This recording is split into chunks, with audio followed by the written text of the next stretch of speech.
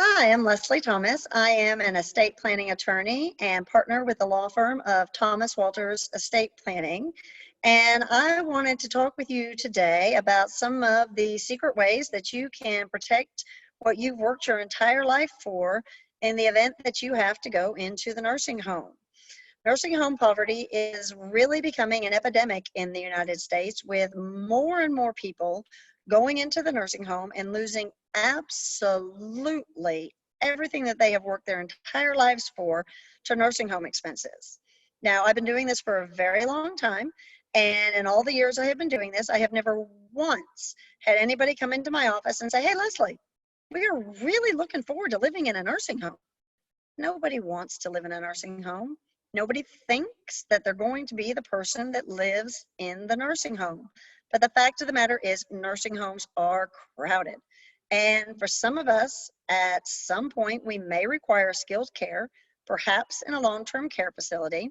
So I have found the easiest way to teach people about these types of estate planning concepts is just to tell you some stories about clients that we've worked with. So when we're talking about nursing home poverty and nursing home expenses, I'm going to tell you about my client Nelda and her three daughters.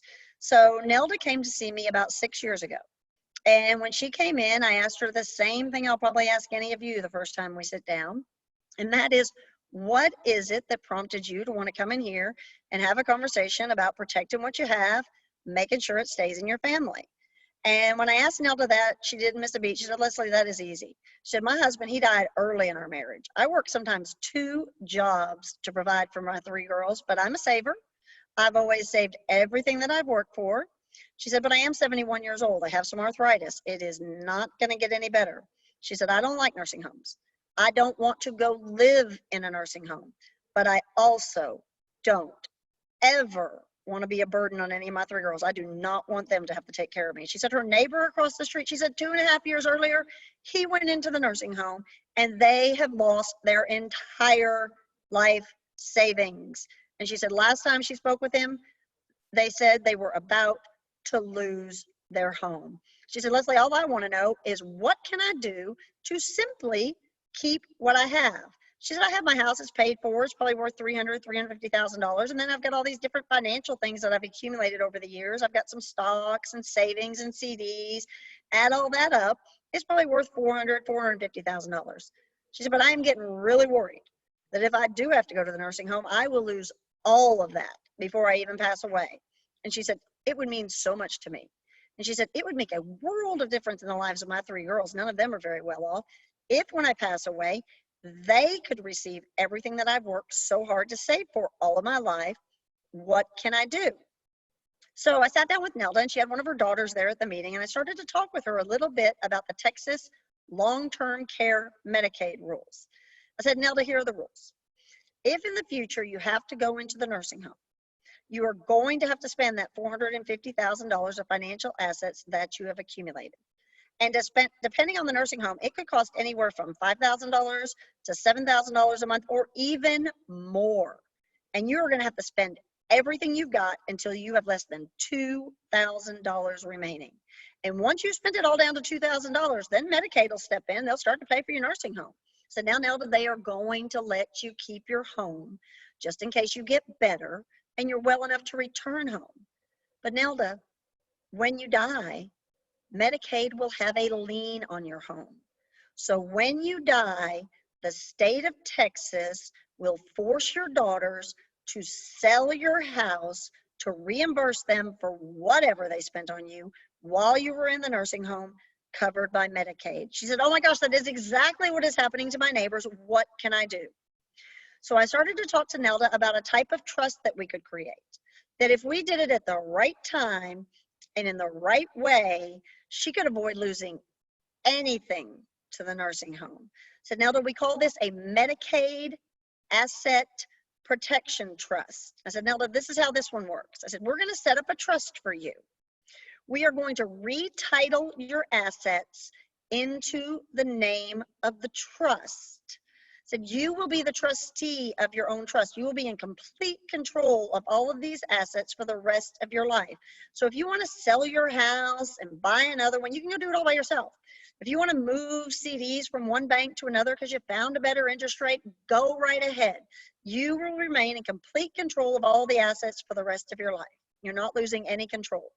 You'll also continue to receive any income that your assets generate. So if you have stocks that produce dividends or CDs that produce interest, that money will keep coming to you, same as it always has. Nothing will change.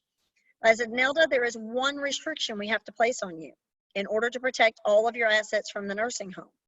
And that is, you can never have the right to take an asset that is in the name of the trust and transfer it right back directly into your own name. Because if you can take assets that are in the name of the trust and transfer them right back into your own name and you go to the nursing home, they will tell you to do just that. They're going to say, Nelda, cash all that out so we can spend it on the nursing home. But Nelda, let me tell you how this will work. Let's say in the future you want or need to get something out of your trust at any time, for any reason, and in any amount. You can make a distribution from your trust to one of your 3 daughters. They're your trust beneficiaries, and there are no taxes on that. That same day, your daughter can turn around and use that money for whatever you need, or just give it to you for you to spend, and there are no taxes on that. So let's say in the future, Nelda, maybe you want to get $30,000 out of your trust. Maybe you need to do some renovations around your house, or maybe you want to take a really nice trip, check some places off your bucket list. Nelda, you go down, you get $30,000 out of your trust made payable to one of your daughters, no taxes on that. That same day, your daughter can use the money to pay the contractor to fix up your house, or just give you the money so you can go spend it on your trip. No taxes on that. I said, Nelda, this is a way that you can stay in complete control of all of your assets for the rest of your life. You can get an asset back if you need to, but under this arrangement, if you ever do have to go to a nursing home, everything you have will be protected. Well, about that point in the conversation, Nelda's daughter raised her hand. She was there at the meeting. She said, wait, let me see if I'm getting this straight. Are you telling me my mom, she has been worrying herself sick? She hasn't slept for 2.5 years as we have watched her neighbor lose everything to the nursing home. And all we need to do is set up this trust. You're going to retitle mom's assets into the name of the trust. Mom is the trustee. She's still in control of everything. She still gets the income from anything. But if for whatever reason she wanted to get something out of the trust, she would just give it to me or one of my sisters. There's no taxes on that. We use the money for whatever she needs, or just give it to her. And there's no taxes on that. And if she sets things up like that, everything she has will be protected from the nursing home. So that's exactly what I'm saying. I said there are rules. Most of them are rules that I have to worry about as the lawyer. There is one rule that you have to worry about. They call it the 5-year look-back rule. It used to be 2 years. Then it was 3 years. Now it is 5 years. So Nelda, we cannot put this in place today and have you go to the nursing home tomorrow or next week or even next year.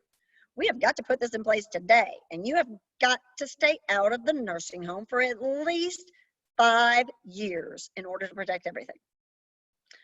Well, when I started to talk about 5 years, Nelda laughed at me a little bit and she said, Leslie, I am 71 years old. I have arthritis. I am happy every morning to open my eyes, put both feet on the floor, and make it through another day. I have absolutely no idea where I'm going to be in 5 years. What if I have to go to a nursing home sooner? I said, okay, Nelda, let's pretend. Let's pretend that you have to go to a nursing home in 4 years. Between that 4-year period and when you hit that 5-year mark, you would be a private pay patient. You'll use some of your own money. But the second that you hit that 5-year mark, you will qualify for Medicaid, and all of the rest of your assets that are in that trust will be protected and saved for you, and then passed down to your daughters when you're gone. So I set that up for Nelda about 6 years ago. So the 5-year mark, that has come and gone for her. She still lives at home. Arthritis has gotten a little bit worse. She still has no intention of ever going into a nursing home. But what Nelda has that so many people don't have is peace of mind.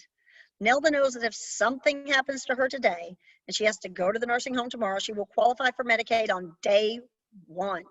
And everything that she has worked so hard to save for her whole life will be protected for her and then passed down to her daughters when she dies. Now, let's say Nelda gets her wish. Whenever Nelda passes away, everything is going to move very smoothly because everything she has is in a trust. There will be no court involvement. There will be no lawyers that have to get involved. Her daughter, as the successor trustee, will be able to step in, sell her assets, divide everything up between her and her sisters in accordance with the terms of the trust, all without ever having to get any lawyers or judges or the courts involved because everything Nelda owns is in her trust.